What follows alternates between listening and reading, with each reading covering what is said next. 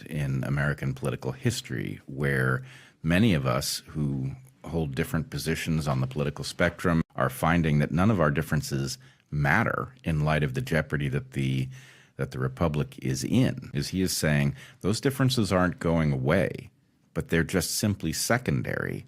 By withdrawing from certain ballots and not others, he is emboldening a movement that is more widely recognizing that those differences have to be put aside until the main job is done. So I was very interested in the way he navigated the idea. This was not a simple endorsement of Trump. This was an endorsement of retaking the White House and using that position to restore the republic to its proper course.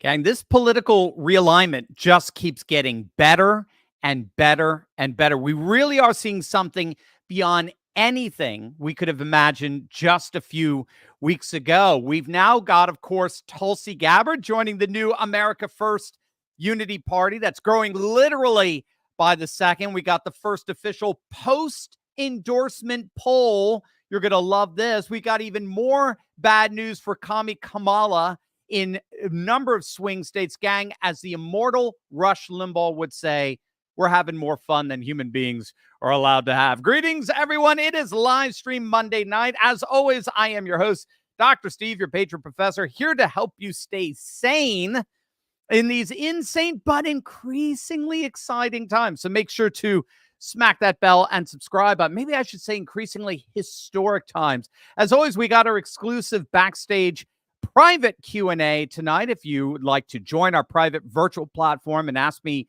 your questions, just click on that link below or go to fight.turleytalks.com. That's fight.turleytalks.com. Sign up for any level of support that you like, whatever works for you, and then you'll be given immediately your own backstage pass to ask me anything you like, as well as fellowship online with some of the coolest patriots on the planet. Just click on that link below, become a supporter at any level, and we will transition to our private virtual platform in mere minutes. In due course, you will have the most wonderful fellowship imaginable with your fellow patriots all over the planet. We also have our weekly boycott updates, so you can vote with your wallet and help build the parallel economy. You'll absolutely love it. So just click on that link below or go to fight.turleytalks.com to sign up.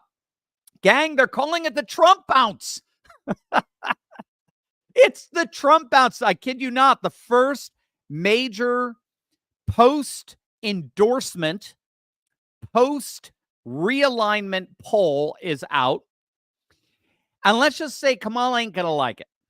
And the funniest part, it's from Echelon Insights. Now, if you don't know, Echelon, the main pollster there is a guy named Patrick Ruffini, and he's a total anti-Trumper.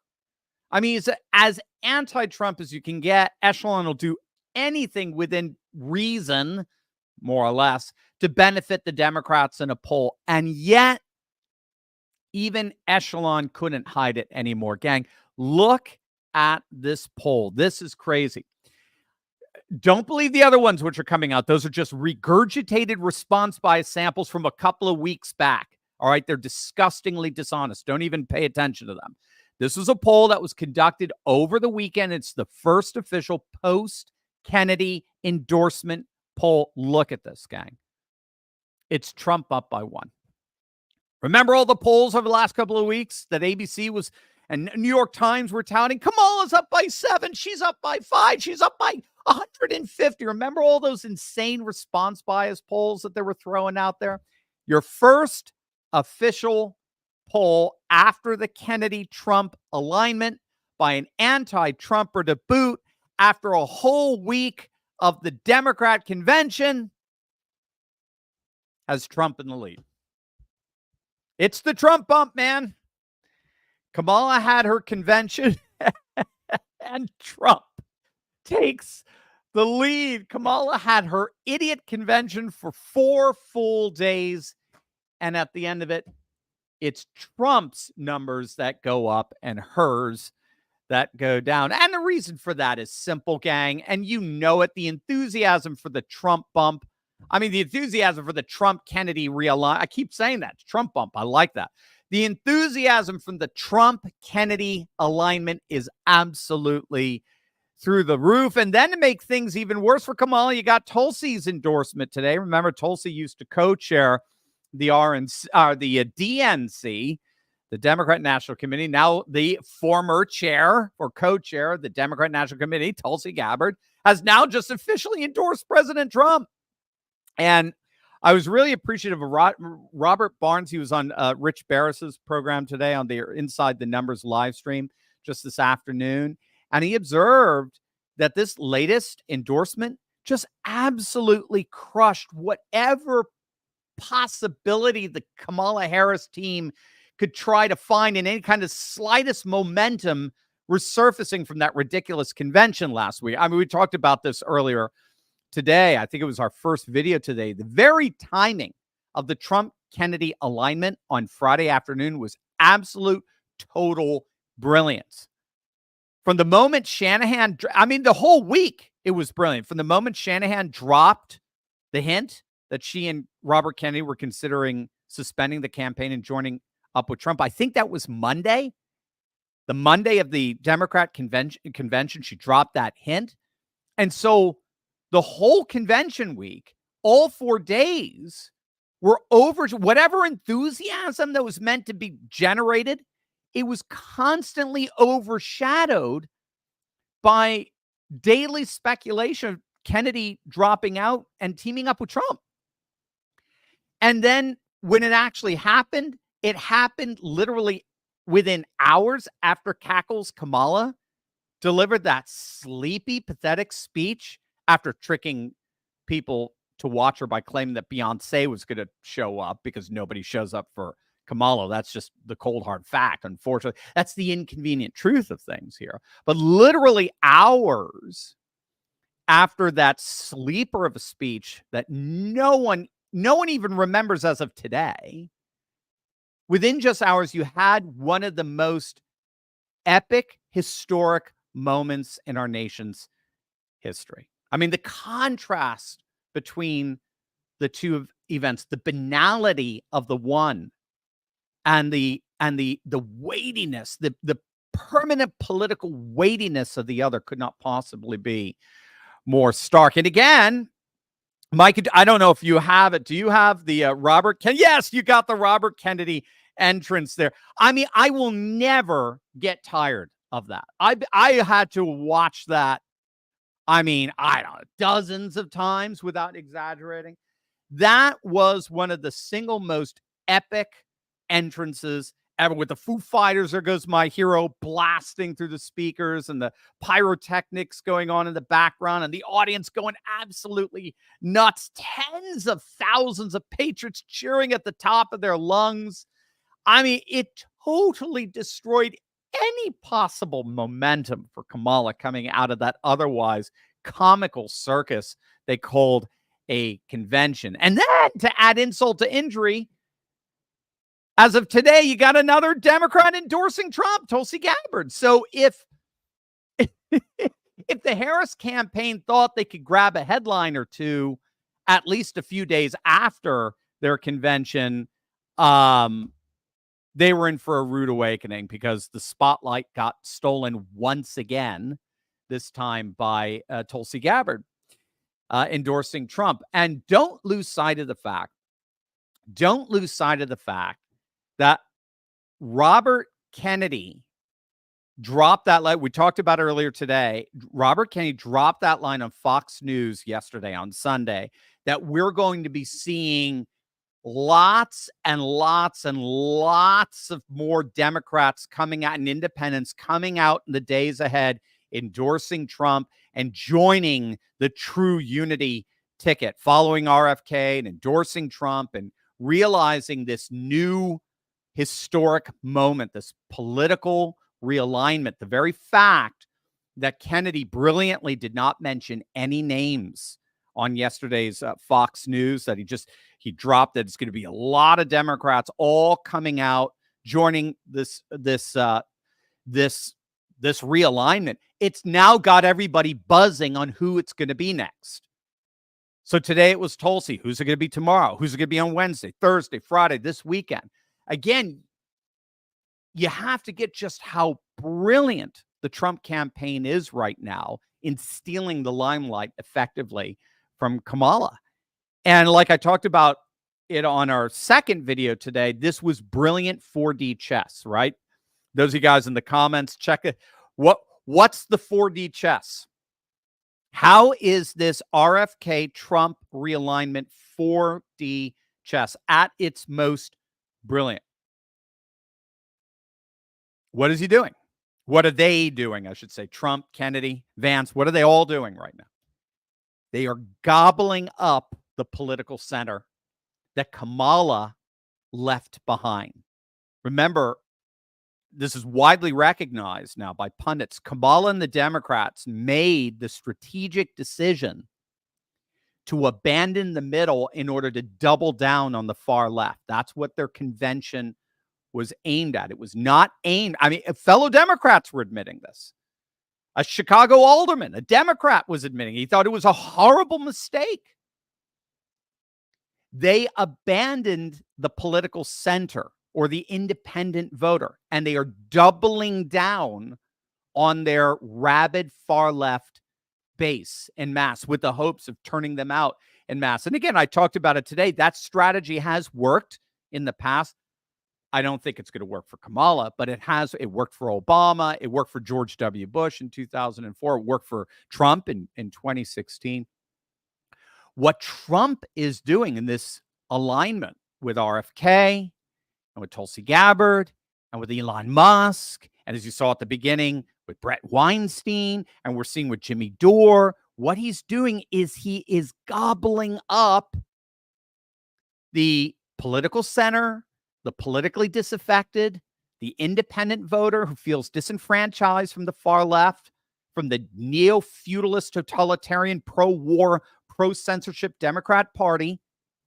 And Trump and RFK are literally wrapping their arms around them and expanding their coalition to stretch out into the political center, the political middle that the Democrats deliberately abandoned. This is huge 4D chess that's going on with this Trump-Kennedy alignment. It is so exciting. When you're a politics wonk like I am, this just being a nerd, particularly of populism, the populist right, and seeing them come together across the pond in Europe, it is stunning to see the potential of what can happen when remember, we talk about it, the political divide, which is normally horizontal, left versus right, when that shifts vertically, people versus the political class, it turns into a pyramid where the political class is a very tiny minority in the top and the people become this massive movement to finally and completely bring down permanent Washington and the administrative state. Remember, too, again, it keeps getting worse for Kamala. That's our theme for tonight's video. Remember, too, Kennedy is huge with Gen Z and millennials, right? Again, Robert Barnes was talking about it. It was a brilliant insight when he was going over the in-depth polling that's happening. And by the way, both Barnes and Barris think Trump is running away with this right now. Again, forget all the puff polls and all the fog of war that the same legacy media that told you that Joe Biden is sharp as a tack, the best Biden ever. He's cogent. Remember Scarborough? Cogent. This is the best Biden. I mean, Scarborough actually said on his show that Biden was going to crush Trump in the debate. That same media that's pushing these polls in front of you, pay no attention to them. I literally pay no attention. Just block them out. Don't even pay any attention. The real polling experts out there know Kamala is she is dropping like a rock, her poll numbers. So Barnes and Barrett, I mean, they were talking. What were they talking? I remember 330 plus electoral votes, something like that. It was insane right now for Trump when you really, really look at the polling, deep dive, and don't pay attention to the puff polls, these pathetic response bias polls that are deliberately being put forward, just like Biden's cogency was deliberately being put forward. They knew, again, what's so astonishing with that Scarborough and stuff, they were flat out lying, and they knew it, and they didn't care. They were lying. I mean, this is stuff. I mean, it makes, to compare them to North Korean propaganda would be an insult to that propaganda. But anyway, I digress. They were talking about today about Gen Z, millennials, and their affinity for Robert Kennedy. I've seen it with some of my former students who are big Robert Kennedy supporters. He's huge with millennials. He's huge with Zoomers. And these are because these are the two groups that are experiencing the most significant de-alignment from the establishment political parties. We talked about this in our first video today. De-alignment, that's a huge precursor to the realignment that we're seeing. So the de-alignment that we're seeing it on both sides of the Atlantic. We're seeing it here in the States. We're seeing it throughout Europe. It's particularly evident with millennials and Gen Zers, who have no loyalty whatsoever to the mainstream parties or traditionally mainstream parties. Boomers are still radically aligned with their traditional parties, whatever they happen to be. Boomers have been faithful voters of that party for decades, and whatever that party is, they're going to stick with that party till they go into glory, as it were. But millennials and Zoomers have literally no loyalty whatsoever to the establishment parties at all. And so Robert Kennedy has been doing very well among millennials and Zoomers. Now, as Kennedy aligns with Trump, these Zoomers and millennials are being given what Barnes calls a permission slip to vote for Trump. That's basically what RFK has done. He's done it for every Democrat who couldn't even think of ever voting for Trump prior to Friday. Now is, like you saw with Brett Weinstein at the beginning here, now is actively either considering it or just coming out and doing it. So Trump doesn't need to win this group. He doesn't need to win millennials outright. He doesn't need to win Zoomers outright. He just has to cut into the Democrats' margins with these younger voters. And that's what RFK was doing. He had cut into those margins. Remember, Trump's whole strategy thus far for 2024 has been to maximize his voting base, which is the rural vote, all the while minimizing the Democrats' base, which has been the urban vote as well as the youth vote, the younger vote. So he is maximizing particularly the white working class that came out to vote for him in droves in 2016, 2020. He's maximizing that rural white vote while at the same time minimizing the urban, particularly non-white working class vote, as well as Zoomer and millennial vote for the Democrats. So he's expanding his margins while minimizing the Democrats' margins. And Robert Kennedy, who is very popular with Zoomers and millennials who were de-aligned from the traditional parties, has now given those very Zoomers and millennials a permission slip to vote for Trump via their trust of Robert Kennedy. Oh, and it gets even worse for Kamala. Having more fun than a human being should be allowed to have. It gets even worse for Kamala. You're going to absolutely love this. But first, if you are just joining us, we got our exclusive backstage private Q&A tonight. If you'd like to join our private virtual platform and ask me any of your questions, censorship-free, just click on that link below. Go to fight.turleytalks.com. Sign up for any level of support. You'll be given your very own backstage pass, a nice link to ask me anything you like. Just click on that link below, become a supporter of any level, and we'll transition to our private virtual platform in mere moments where we'll have the most wonderful fellowship with patriots all over the planet. We've also got our weekly boycott updates so you can vote with your wallet and help build that parallel economy. You'll absolutely love it. Just click on that link below and sign up right now. So to make matters even worse for Cackles Kamala, for Commie Kamala, Robert Kennedy is polling particularly well in the Northeast, like in New Hampshire and Maine. In fact, again, I owe it to these guys. They're the best. Barnes and Barris were predicting today that Trump is going to take both Maine and New Hampshire. It'll be very, very close, be within a point. But the millennial and Zoomer vote, as well as the particular popularity of the Kennedys in New Hampshire and Maine. I'm from around there. I'm from Connecticut. I mean, I remember hearing of the Kennedys from when I was like 2 or 3 years old, for heaven's sakes. That'll be enough to swing those states over to Trump. And keep in mind, Kennedy is in Maine right now as we speak. He is in Maine right now as we speak. I think he just did an interview with Tucker, and I think Tucker's in New Hampshire. So he is in that part of the country shoring up the vote for Trump. Again, giving them a permission slip to vote for Trump because RFK is voting for Trump. And then to make matters worse, now we're getting reports that Kamala is trying to back out of the ABC debate. Did you hear about this? This is the one scheduled, I believe, for September 10th. She already backed out of the Fox News debate, but now she quote, she wants to change the rules. The rules have already been agreed to. She agreed to. Trump agreed to. The Democrats set the rules. The DNC set the rules. The DNC set the rules for the CNN debate. The DNC set the rules for this ABC debate. Trump said, no problem. Debate you anywhere, anytime. No problem.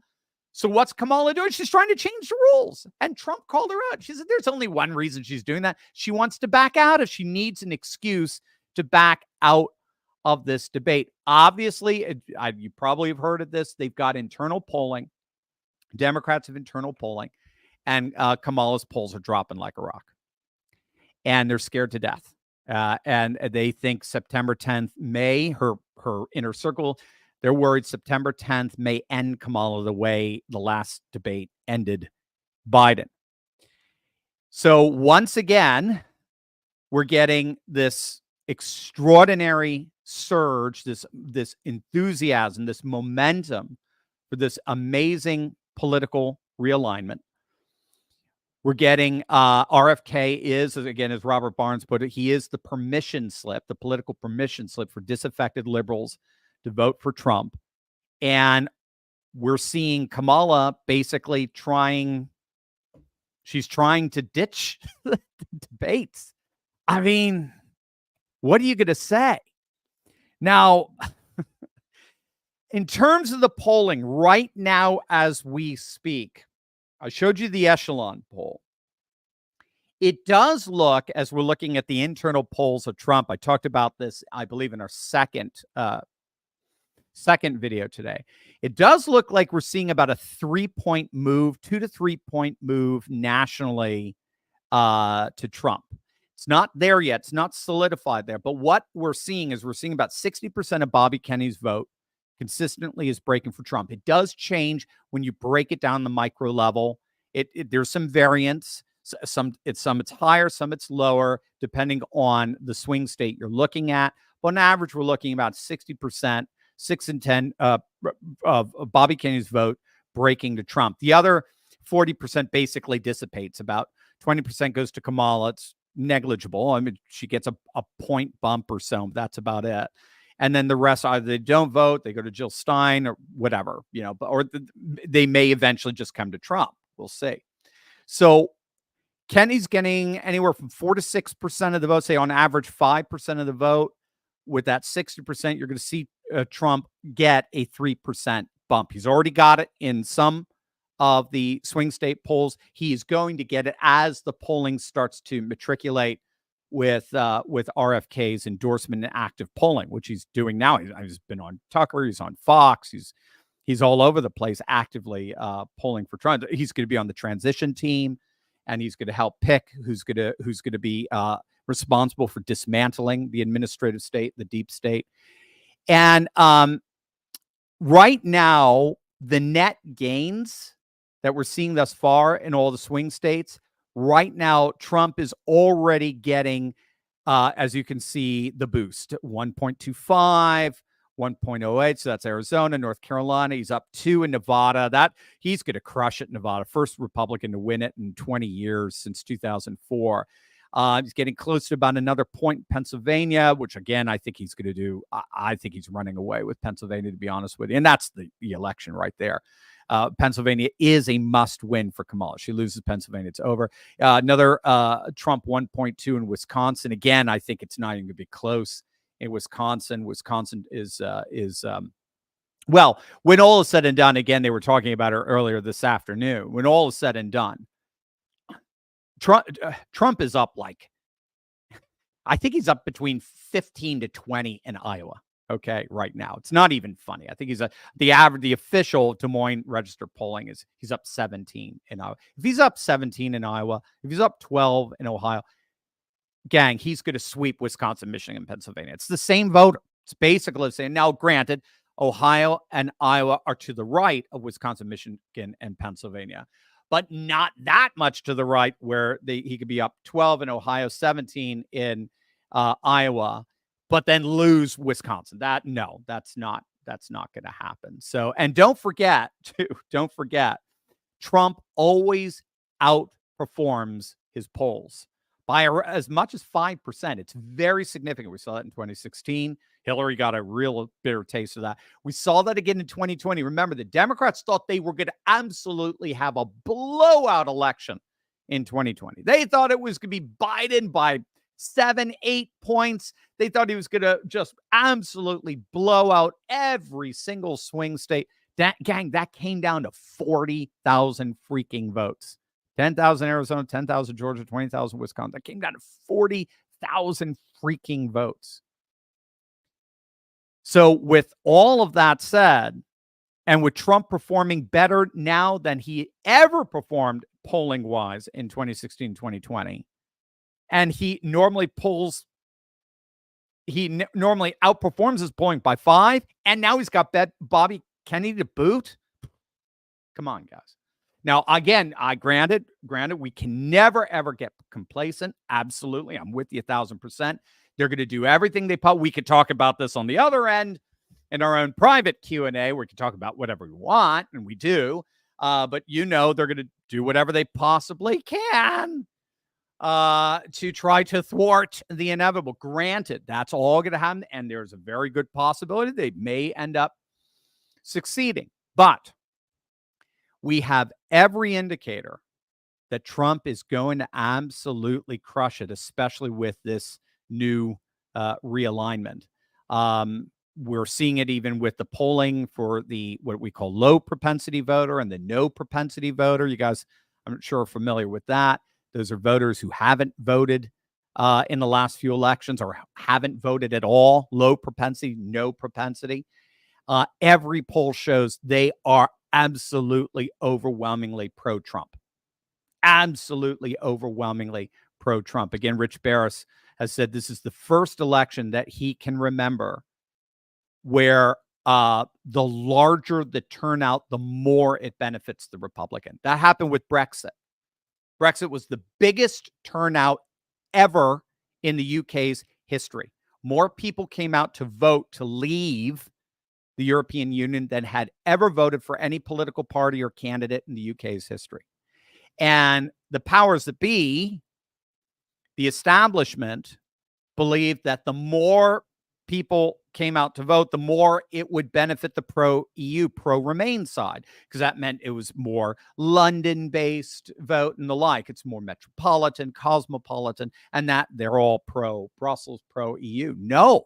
What happened is that we have the studies on, thank you, Matthew Goodwin, who compiled it for us in his book on nationalist populism. We've got the studies that show that voters who hadn't come out in years to vote in UK politics, because there was nothing to vote for. There was nothing and no one to vote for. Those very voters came out in droves and overwhelmingly voted to leave the EU. They're the ones that pushed the referendum over the top. So don't listen to the lying legacy media out there, gang. The fact is that the more people come out to vote, the more Trump is going to win. There's no way around. He is in a better position to win in 2024 than he ever was in 2016 or 2020 by far. while the Democrats are weaker than they've ever been against the Republican candidate, either in 2016 or 2020. A big shout out. I don't know if we have this, Mike. A big shout out. Yeah, good. Thank you. A big shout out to Red Eagle Politics for putting this up yesterday. Again, just to put things in perspective, this time in 2020, or better, August 25th. So this was yesterday when I found this. This time, August 25th, 2020, the national average was Biden plus 7.4. And that remained unchanged until November. It was Biden plus 7.4. He won by 40,000 votes. He won, quote unquote, by 40,000 votes. Okay, just let that hit you. Now, if Biden plus 7 can only squeak out a win of 40,000 votes, take a look at 2024. What is a D plus 1 going to be? Especially with somebody who outperforms his polls by about 5. And then look at it. He was leading in virtually every single swing state. Virtually every single one. Now, look at the other way. Look at all the R's in 2024. And again, if Kamala's leading, she's leading only within the margin of error. I mean, gang, this is just, Larry Schweikert, he had a great, he had a very good point.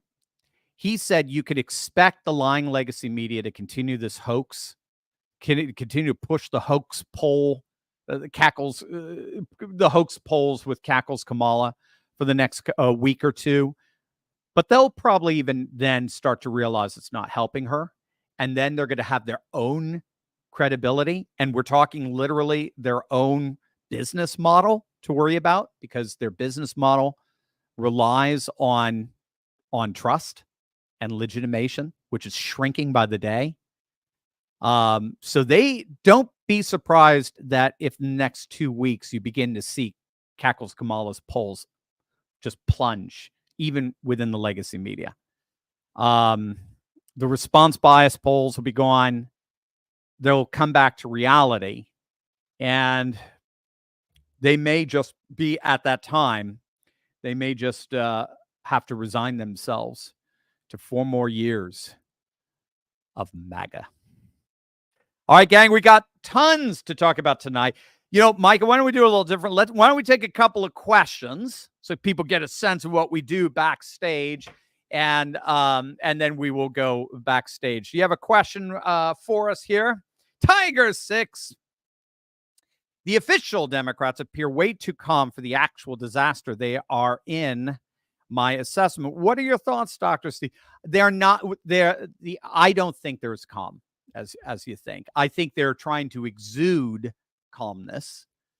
They did this in 2016. There were apparently, they may have just been covering their butts, but after the 2016 blowout, a lot of Democrats admitted that they were very worried about Hillary, that she felt like she was being coronated. She hadn't campaigned in Wisconsin, Michigan, Pennsylvania, anywhere near the amount of energy that Trump was doing in these massive rallies in counties that had never had a presidential candidate visit them ever, like in the history of the country.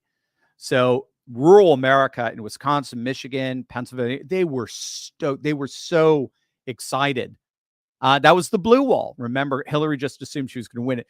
There were a number of Democrat officials, as it were, who later admitted they were nervous. They saw Trump surging in the internal polling, but apparently Hillary was too overconfident, too cocky to pay it any attention. I don't think they're as calm as they appear. I think they're acting. That's my personal sense. Because again, we've seen the internal polling. They see the internal polling, and the internal polling is Trump is winning. Trump is winning, and they are scared to death. Make no mistake, they are scared to death of this RFK endorsement. Just imagine if it were the other way. Just imagine what they would be saying if RFK endorsed Kamala. Just imagine, right? And RFK has stated that more Democrats will come over to Trump. Today, Tulsi Gabbard endorsed Trump. Do you have any idea which Democrats might be joining Trump and how this will affect the campaign of both Trump and Harris? Thank you, Dr. Steve, for all you do for us. Well, thank you. Dean Phillips, there's rumblings that Dean Phillips, who was pushed out of the Democrat primaries. They basically just rigged the election against him. I didn't think he wasn't a Kennedy figure or anything like that, but at least he was an option to a clearly demented Biden. And he has spoken openly about serving in a Trump administration. So he may actually, we'll see. I do not know. They're keeping a very, very tight lip on it. We'll have to see. I would love to see. I would love to see Joe Rogan come on over. Joe was going to be supporting RFK. He was a supporter of RFK. He was going to have him on his show again. He's been on before. I would love to see the full podcast, the full dissenting media, 100% behind Trump. Again, like Brett Weinstein said, this isn't about policy differences. This isn't about left versus right. This is about the people versus the permanent political class. If we do not take out the deep state, no matter what we pass, no matter what successes we have over the next 4 years, they will be erased the moment a Democrat comes in, because the Democrats are the party of the establishment. They are the party of the elite deep state. So we'll have to see. But whatever it is, I think it's going to be epic, and it already has. It already has been. And again, it is completely deflated any semblance of momentum that the Democrats were hoping to have coming out of their convention. They didn't get a single bump. And there's a reason for that, because the puff polls have already been so response biased over the last few weeks. There's just no room there. I mean, all the bias is already there, but now with all the enthusiasm behind the Kennedy-Trump alliance, now the response bias is going the other way, right? Now our side wants to talk to pollsters. I can't wait for this election. Yeah, I'm voting Trump all the way. I wasn't going to, but now I feel it. The stars are aligning. The momentum is shifting, and I'm on the Trump train. So I think you might even start to see some response bias going the other way. Surprise, surprise. Rock Dog. Dr. Steve, with all the evidence we have knowing the 2020 election was stolen. Ooh, well, maybe. This might be what we need to transfer maybe over. This is a good one. This is a good one for us to make the transition. What do you think, Micah? Yeah. Hey, guys, I'm the director of the Insiders Club for Dr. Turley. And I just wanted to let all 8,000 of you live watching Dr. Turley right now that a question like this is something that we want to answer. We would love to answer, but we can't answer it here. So the only place we can answer it is on our private live stream, that if you click on the link below and you go to fight.turleytalks.com, you will be able to join that live stream and have any of your questions asked. We have over 35 questions that have piled up in the last 30 minutes in this live stream, and we're going to try and go through and answer as many of them as we can. We know a lot of them are very pressing to you guys because you guys are confused or worried by the mainstream media. And we understand that the reason all 8,000 of you are here is because Dr. Turley gives you guys positivity and good news or bad news for Kamala or something like that. So we want to really extend that to you all. And we already have about 150 insiders, or as we like to call them, courageous conservatives, live watching with us right now and asking all of those questions. So we want to extend that opportunity to all of you so we can answer a question like this, which is really important. And I know I want to hear the answer because it kind of encompasses everyone's fears as the mainstream media just shoves Kamala down our throats.